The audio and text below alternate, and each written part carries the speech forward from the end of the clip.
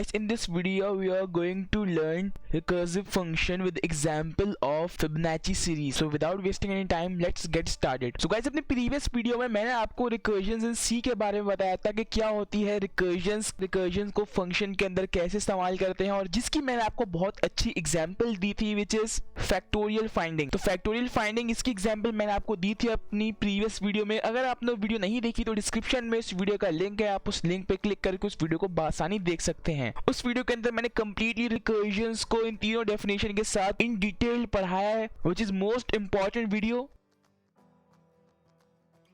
और मैं आपसे कहूंगा कि अगर आपने वीडियो नहीं देखी तो इस वीडियो के बाद आप उस वीडियो को लाजमी देख लीजिएगा. तो चलिए गाइस, चलते हैं आज की वीडियो टॉपिक की तरफ, जो कि है रिकर्सिव फंक्शन. तो गाइस, आज की इस वीडियो में मैं आप लोगों को रिकर्सिव फंक्शन के बारे में बताऊंगा. उसके बाद मैं आप लोगों को रिकर्सिव फंक्शन की एक बहुत ही अच्छी एग्जाम्पल दूंगा विच इज फिबोनाची सीरीज. और फिबोनाची सीरीज क्या होती है ये मैं अभी आपको लेटर ऑन बताऊंगा. फिलहाल हम लोग रिकर्सिव फंक्शन क्या होते हैं इस पे बात कर लेते हैं. तो गाइस, मैंने यहाँ पे रिकर्सिव फंक्शन की एक डेफिनेशन लिखी हुई है.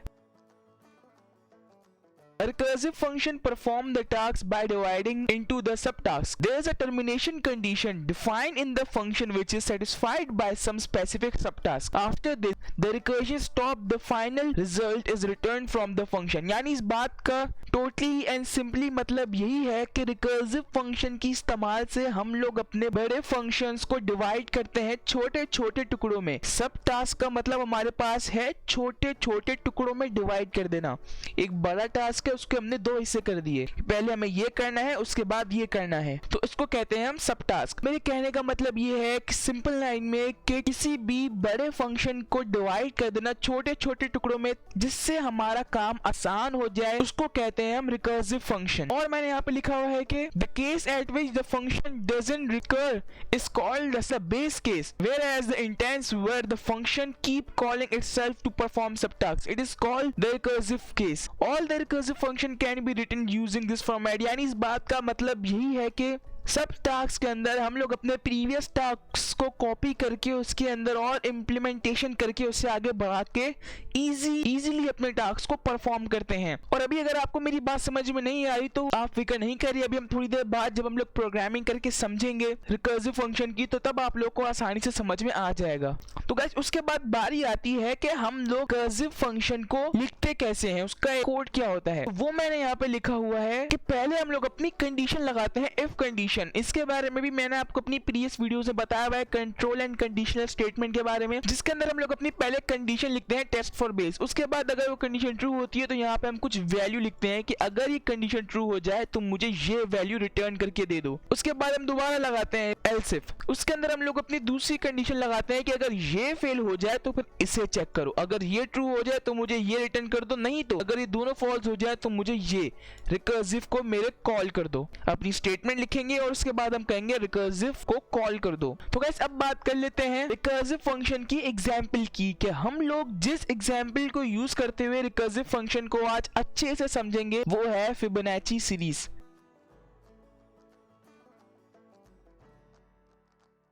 जी हाँ गाइस, फिबोनाची सीरीज को हम लोग प्रिंट करवाएंगे with use of recursive function. अब ये फिबोनाची सीरीज क्या होती है मैं आपको अलग से समझाता हूँ कि what is Fibonacci series. So alright guys, अब मैं आपको समझाता हूँ व्हाट इज फिबोनाची सीरीज. मान ले हमने यहाँ पर कुछ नंबर्स लिखे हुए हैं, जिससे पहला नंबर है 0, 1, 1, 2, 3, 5, 8 एंड 13.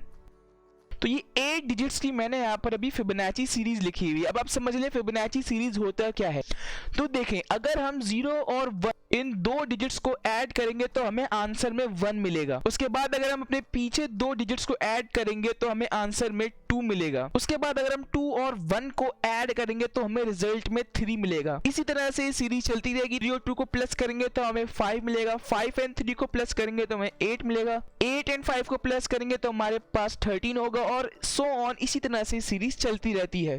फिबोनाची हमारे पास एक साइंटिस्ट थे जिसको अगर हम गूगल पे भी सर्च करें, अगर सिंपली मैं अपने ब्राउजर पे सर्च करूं फिबोनाची, तो देखिए मुझे यहाँ पे मिल रहा है, यहाँ पे लिखा हुआ है he was an Italian mathematician for the republic of Pisa considered to be most talented western mathematician in the age. यानी इन्होंने एक ऐसी सीरीज निकाली थी हमारे पास। अगर मैं यहाँ पे इस लिंक पे क्लिक करूँ और मैं आपको दिखाऊं कि ये थी वो सीरीज, उन्होंने हमें ये सीरीज प्रोवाइड की थी, फिबोनाची सीरीज, जो कि अक्सर बहुत एग्जाम्स में पूछा जाता है कि फिबोनाची सीरीज के बारे में क्या आपको फिबोनाची सीरीज प्रोवाइड कर दी जाती है, उसके बाद आपसे कोई भी बीच का एक नंबर मिसिंग कर देते हैं, कोई भी बीच का एक नंबर वहां से आपसे पूछते हैं कि बताएं ये वाला नंबर कौन सा होगा। इस तरह से लोग कैलकुलेट करते हैं कि अगर हम 0 1 को प्लस करें तो हमारे पास 1 आएगा, 1 and 1 को प्लस करेंगे तो 2, 2 plus 1 into 3, 3 plus 2 into 5, 5 plus 3 into 8 and 8 plus 3 is equal to 13 and 13 plus 8 is equal to 21। तो इस तरह से हम लोग अपनी फिबोनाची सीरीज को सॉल्व करते हैं कि अपने प्रीवियस 2 नंबर्स को ऐड करके। सो आई होप आपको फिबोनाची सीरीज समझ में आ गया होगा। तो चलिए अब हम इसी पैटर्न को प्रिंट करवाते हैं अपने विजुअल स्टूडियो कोड में। सो ऑलरेडी गाइस मैं यहाँ पे आ चुका हूँ अपने विजुअल स्टूडियो कोड के अंदर और ये मेरा वीडियो नंबर 26 होने वाला है मेरे इस ट्यूटोरियल का। अगर आपने प्लेलिस्ट एक्सेस नहीं करी तो इस प्लेलिस्ट को एक्सेस कर लीजिएगा। इस प्लेलिस्ट का लिंक नीचे डिस्क्रिप्शन में मौजूद है। ये वीडियो पार्ट है मेरी इस प्लेलिस्ट का और इस प्लेलिस्ट के अंदर मैं सी लैंग्वेज को स्टार्टिंग से लेके एंड तक पढ़ा रहा हूँ सीक्वेंस वाइज, और मैं इस प्लेलिस्ट पर डेली बेसिस पर वीडियोस अपलोड कर रहा हूँ। और अगर आप मेरे साथ सी लैंग्वेज को स्टार्टिंग से लेकर एंड तक पढ़ना चाहते हैं तो आपके लिए जरूरी है कि आप मेरी इस प्लेलिस्ट को एक्सेस कर लें, यहाँ क्लिक करके बुकमार्क कर लें, यहाँ क्लिक करके अपने पास सेव कर लें और ये प्लेलिस्ट आपकी हो जाएगी। तो बैक टू द टॉपिक, ये मेरा वीडियो नंबर 26 होने वाला है। तो मैं इसी नेम से अपनी फाइल बनाऊंगा। यहाँ पे क्लिक करके मैं यहाँ पे लिखूंगा HPA_26_ फिबोनाची सीरीज .c लिख के एंटर प्रेस करूंगा और मेरे यहाँ पे न्यू फाइल बन जाएगी। इसी तरह बैक कर लेता हूँ और इसे यहाँ से हटा लेता हूँ और अब मैं अपना सी लैंग्वेज का जल्दी से पैटर्न लिखता हूँ। सॉलिड गाइस, अब हम लोग यहाँ पर एक फंक्शन डिक्लेयर करेंगे। मैं फिबोनाची सीरीज को प्रिंट करवाऊंगा रिकर्सिव फंक्शन की मदद से, और इसके लिए हमें पहले एक फंक्शन डिक्लेयर करना होगा। मैं यहाँ पे लिखूंगा इंट फिब। मैं फिबोनाची को पूरा नहीं लिखूंगा, मैं सिर्फ इसको 3 लेटर्स लिखूंगा, फिब इट्स मीन फिबोनाची। उसके बाद मैं राउंड ब्रैकेट बनाऊंगा, उसके अंदर मैं लिखूंगा इंट, उसके बाद सेमीकोलन लगाऊंगा और उसके बाद मैं 2 इंटीजर सपोज करूंगा। मैं यहाँ पे लिखूंगा इंट n, i। ये 2 इंटीजर्स मैं यहाँ पर सपोज कर लूंगा और फिर उसके बाद मैं यहाँ पर यूजर से इनपुट लूंगा। तो उसके लिए पहले मैं यहाँ पर printf लिखूंगा, उसके अंदर मैं यहाँ पे लिखूंगा enter how many terms you want to print C और फिर क्वेश्चन मार्क। ये मैंने यहाँ पर अभी एक प्रिंटिंग स्टेटमेंट लिखी है और फिर उसके बाद मैं यहाँ पर नीचे एक scanf लिखूंगा। scanf के अंदर मैं यूजर से इनपुट लूंगा और फिर मैं इसके अंदर लिखूंगा %d \n और फिर कॉमा डाल के मैं यहाँ पे लिखूंगा $n। $n क्यों? क्योंकि जो वैल्यू यूजर इनपुट करेगा वो होगी इस n की, वो मैं इस n से डिनोट करूंगा। और फिर उसके बाद मैं यहाँ पर एंटर प्रेस करूंगा और फिर मैं यहाँ पे एक लूप लगाऊंगा, फॉर लूप। फॉर लिख के एंटर प्रेस करूंगा और मेरे इस एक्सटेंशन ने मुझे पूरा फॉर लूप का पैटर्न प्रिंट करके दे दिया है। अब मैं यहाँ पे लिखूंगा i is equal to 1, i is less than equal to n, यानी n तक जो वैल्यू यूजर इनपुट करता रहेगा तब तक, और फिर उसके बाद i++ और फिर कोड के अंदर मैं यहाँ पे लिखूंगा printf। मैं यहाँ पे लिखूंगा %d, एक \t लगाऊंगा। \t क्यों मैंने लगाया मैं आपको अभी आगे बताता हूँ। कॉमा डाल के मैं यहाँ पे लिखूंगा फिब, उसके बाद एक राउंड ब्रैकेट बनाऊंगा और फिर अंदर मैं लिखूंगा यहाँ पर i के लिए, यानी जो वैल्यूज इसमें इंक्रीमेंट होती रहेंगी वो यहाँ पर प्रिंट होके मिल जाए फिबोनाची सीरीज की उस फंक्शन की जो कि मैंने डिक्लेयर किया हुआ है यहाँ पर। अब उस फंक्शन में होगा क्या, किस चीज की कैलकुलेशन होगी, ये अब हम लोग अब बताएंगे अपने फंक्शन के बारे में। तो इसलिए मैं रिटर्न 0 यहाँ से हटा देता हूँ, सीजर ऊपर कर लेता हूँ यहाँ से, और अब मैं एंटर प्रेस करके नीचे अपना फंक्शन डिफाइन करता हूँ। मैं यहाँ पे लिखता हूँ int fib, राउंड ब्रैकेट बनाता हूँ, अंदर लिखता हूँ int i, और उसके बाद फिर उसके बाद मैं इसके अंदर एक कंडीशन लगाऊंगा, इफ कंडीशन। मैं लिखूंगा अंदर के i की वैल्यू जो अगर वो बराबर है मेरे पास 0 के तो मुझे क्या रिटर्न होके मिले, मुझे रिटर्न होके मिले 0। और फिर उसके बाद मैं लिखूंगा else if, अगर ये ना हो और अगर i की वैल्यू बराबर हो हमारे पास 1 के तो मुझे क्या रिटर्न होके मिले, मुझे रिटर्न होके मिले i-1 मुझे रिटर्न होके मिले। अब इसे मैं ब्रैकेट में लिखूंगा क्योंकि ये एक माइनस होगी, पूरी होल टर्म बन जाएगी। अब फिर उसके बाद एंड में लिखूंगा else, अगर ये दोनों ना हो तो क्या हो मेरे पास रिटर्न होके मिल जाए मुझे। ब्रैकेट बनाऊंगा, उसके अंदर मैं यहाँ पे लिखूंगा फिर हमारा फंक्शन जिसमें से माइनस होगी वैल्यू i-1 प्लस फिर i-2। अब ये मैंने क्या लिखा है, ये मैंने फिबोनाची सीरीज को प्रिंट करने का फॉर्मूला लिखा है। और ये फॉर्मूला तो सबको पता ही है, अगर हमारे पास फिबोनाची सीरीज बराबर होती है 1 के तो हमारे पास रिटर्न होके मिलता है i-1 इन सी लैंग्वेज, और अगर हमारे पास वैल्यू बराबर होती है 0 के रिटर्न होके मिलती है वैल्यू 0। अब उसके बाद समझ लें इस प्रोग्राम में हो क्या रहा है, मैं जरा बड़ा करके आपको समझाता हूँ। और इसी के साथ साथ हमें यहाँ पे एक और हेडर फाइल इंक्लूड करनी पड़ेगी which is #include conio.h। In simple language ये हमें हेल्प करेगी फिबोनाची सीरीज को प्रिंट करने के लिए। अब ये क्या होती है और क्यों हम इसे इस्तेमाल करते हैं, इन सब के बारे में मैं आपको लेटर ऑन अभी अपनी आने वाली वीडियो में बताऊंगा, जिसके अंदर मैं आपको तमाम हेडर फाइल्स जो कि सी लैंग्वेज के अंदर इंक्लूड होती हैं उनके बारे में बताऊंगा, क्या इनका यूजेस होते हैं, इनके एडवांटेजेस होते हैं और क्यों हम इनको यूज करते हैं, इन सब के बारे में मैं आपको अपनी नेक्स्ट वीडियो में बताऊंगा। तो फिलहाल अभी आप इसे इंक्लूड कर दें। और फिर उसके बाद मैंने यहाँ पर एक फंक्शन डिक्लेयर किया। अब फंक्शन मैंने डिक्लेयर क्यों किया, वो इसलिए डिक्लेयर किया क्योंकि जब मेरा प्रोग्राम इस आई पर पहुंचेगा, फॉर लूप में इस आई पर, तो वो बताएगा आई तो आपने डिफाइन किया नहीं कि ऊपर आई को किस कंडीशंस के ऊपर हम लोग यहाँ पे प्रिंट करें।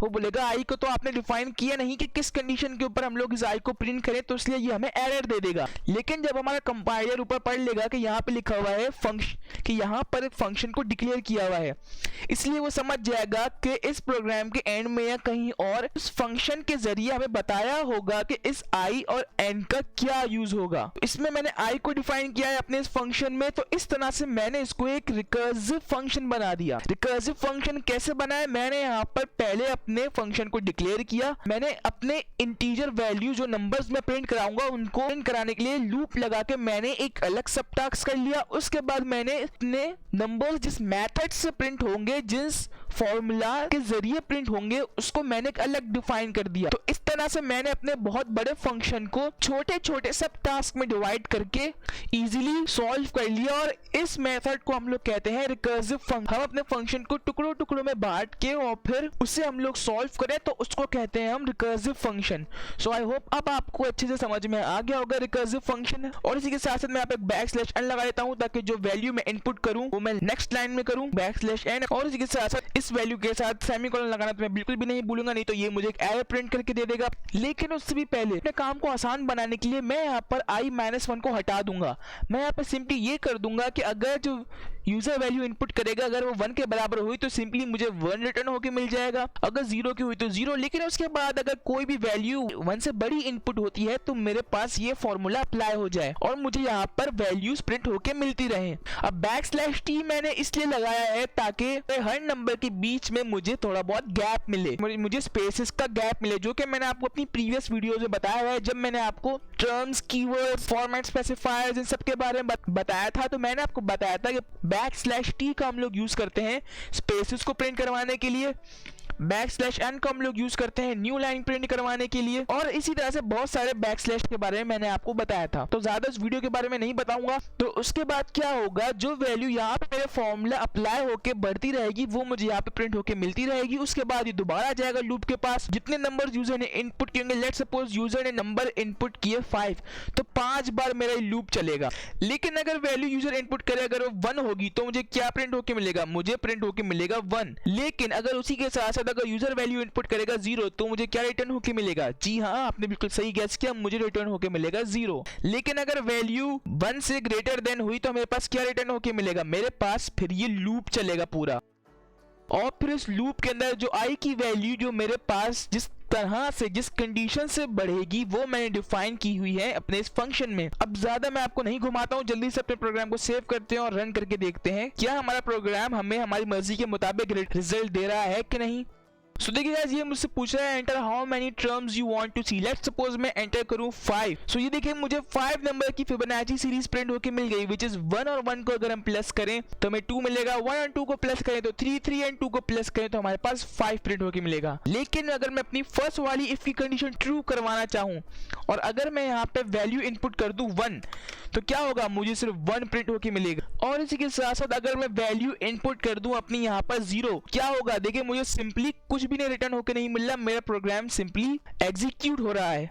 क्योंकि रिटर्न 0 का मतलब होता है हमारे पास कुछ भी रिटर्न ना हो, सिंपली हमारा प्रोग्राम एंड हो जाए आसान जबान में। और लेट्स सपोज मैं कोई बड़ी टर्म दे दूं, मैं अपने प्रोग्राम को दोबारा रन करता हूं और अब मैं लेट्स सपोज जो इनपुट दूं वो दूं मैं 12 का, मैं 12 नंबर्स प्रिंट करवाना चाहता हूं फिबोनाची सीरीज को। अगर मैं 12 लिख के एंटर प्रेस करूं तो ये देखें मुझे 12 नंबर की फिबोनाची सीरीज प्रिंट होकर मिल रही है, which is correct. So guys ये थी आज की वीडियो। मैं उम्मीद करता हूं आपको अब कर्सिव फंक्शन अच्छे से समझ में आ गया होगा। अगर आपको अभी भी समझ में नहीं आया तो आप इस वीडियो को और इस प्रीवियस वीडियो को एक बार दोबारा देख लें और मैं आपको गारंटीड बोल रहा हूं आपको ये समझ में आ जाएगा। सो गाइस उम्मीद करता हूं आपको आज की वीडियो पसंद आई होगी। अगर वीडियो पसंद आई हो तो इस वीडियो को लाइक करना ना भूलिएगा। चैनल पर अगर न्यू है तो चैनल को सब्सक्राइब करना ना भूलिएगा। इस प्लेलिस्ट को एक्सेस लाजमी कर लीजिएगा। इस प्लेलिस्ट के अंदर मैं सी लैंग्वेज को स्टार्टिंग से लेकर एंड तक पढ़ा रहा हूं और ये वीडियो भी इसी प्लेलिस्ट का हिस्सा है, तो यहाँ क्लिक करके बुकमार्क यहाँ क्लिक करके सेव कर लीजिएगा और ये प्लेलिस्ट आपके पास महफूज हो जाएगी। तो गाइस अभी तक के लिए बस इतना ही। मैं मिलता हूँ अगली वीडियो में, तब तक के लिए thanks for watching and don't forget to subscribe.